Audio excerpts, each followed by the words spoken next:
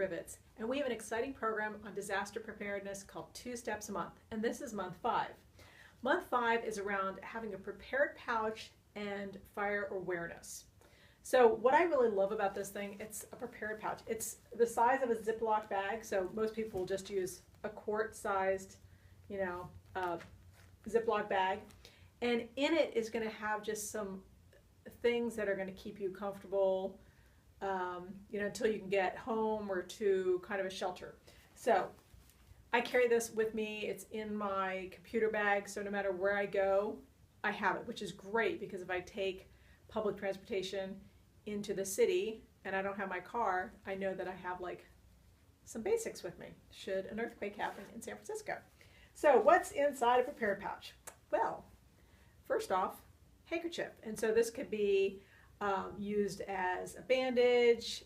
You could use it as a dust mask because there's probably going to be a lot of dust following an earthquake. So, or you can just have that as a fashion statement. Woo!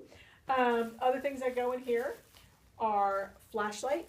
Extra batteries are obviously a plus. Let's see, 15 feet of like a thin rope. Boy Scouts tell me there's a lot you can do with 15 feet.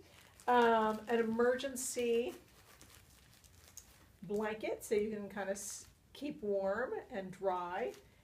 Also, if someone's undergoing shock, this is a way to kind of help treat for shock. Let's see what other things are in here. There's this cue card, which is really great. So there will be a link to how to download it. It's lots of great information on how to respond, set up an incident command.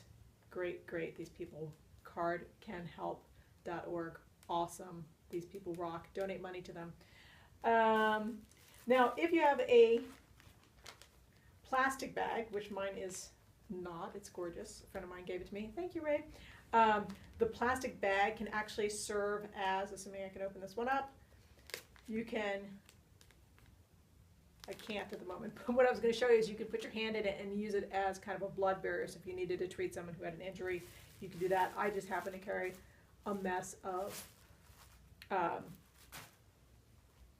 latex gloves in there, should I have to do any first aid. Some other things. Sharpies, these are great. So if you've got like younger kids, you can kind of write emergency information on them.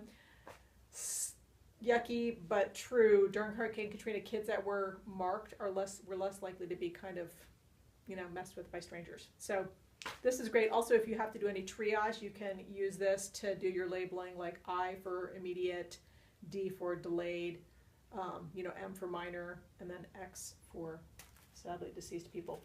I also have a little bit of, this is not part of the prepared pouch, but just an extra thing I keep in is water purification tablets.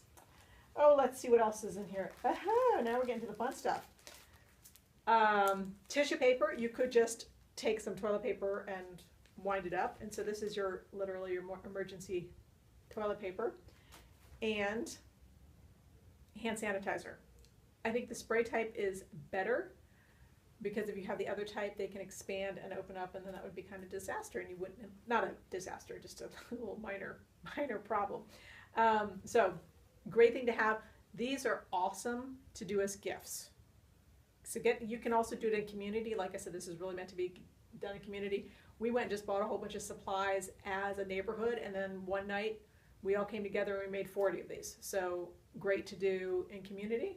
You can save money, resources, and it's more fun.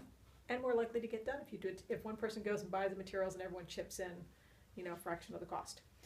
Now, step 2 is fire awareness. So first off, you should have a fire extinguisher on every floor. There is links about how to choose a fire extinguisher that's appropriate, because they have different labelings on them.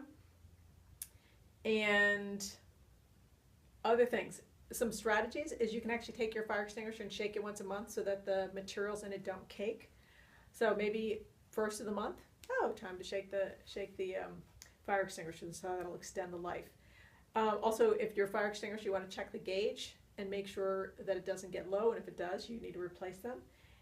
Also, a fire evacuation plan. So once again, we're talking disasters, but there might also be a household fire, and to have that plan in place and have practiced it, especially if you have children, There's a video that'll be linked in here so you can kind of understand how to create a fire evacuation plan. And then, you know, fire extinguishers are only meant for small fires. So if it is big, you don't even go close to it. And once again, if you don't feel comfortable with it, like, once again, it's property. People, you don't risk important things for property, such as yourself. So there'll be a video also about how to use a fire extinguisher. First off, it's really good to test your fire extinguisher before you approach a fire, just so you know that it works. But there's only, like, you know, 10-15 seconds of materials in a fire extinguisher, so don't spend a lot of time testing it, but sometimes that's just a good thing. And then the acronym is PASS, which is pull the pin out of the fire extinguisher, aim it at the base of the fire, not at the flames, and then you're going to squeeze the trigger and then sweep side to side and then back up from the fire. And once again, there's some more extensive videos so you have a full sense. I'm just giving a real kind of teaser there on it. And then another really important step is if it is an earthquake, you know, once again, being able to prevent fires from starting and being able to put out small fires quickly is really important. So one of the strategies that you want to do is, and once again, you want to inform your whole neighborhood, is that after an earthquake, you take your fire extinguishers and you stick them on the sidewalk. If you don't have a sidewalk, you put it on the curb. And so that way, if it's like 3 o'clock in the morning, or it was 3:20 the other day when we had one, you know, people can go out and, like, quick line of sight, they can see there's 10 fire extinguishers. If your neighbor's house is on fire and it's small, you put that one out, because if you can contain that, it's going to save the other houses.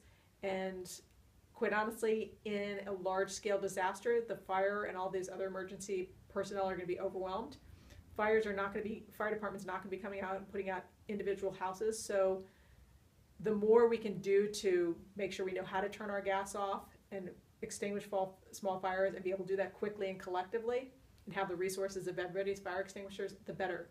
Because not only are they not going to be available, but the water pressure or water might not be available because of breaks in the main too. So kind of have a plan, be coordinated, know how to do it ahead of time. So the tip of the month this month is don't risk your life or put anyone else in jeopardy for property or pets. I love animals. I'm sure many of you love animals and your pets, but you don't risk lives to go save animals or property. So risk a little to save a little, risk a lot to save a lot is kind of the motto that I've heard from some firefighters. So that's it for month 5. So once again, get your friends together, kind of create prepared pouches, awesome for holiday gifts. Highly recommend it. It shows your love, and then you know the people you care about have theirs as well. And once again, disaster preparedness, we can do it in community. So together, we can do it. 2 Steps a Month is a project of the Richmond Rivets, a transition town initiative in Richmond, California, dedicated to helping our community and beyond live more locally and resiliently. We also have a seed lending library in the Richmond Public Library where members of the community can borrow seeds for free. We provide free education on seed saving, so folks take seeds, plant them, let some of them go to seed, and return the next generation of seeds for others to borrow.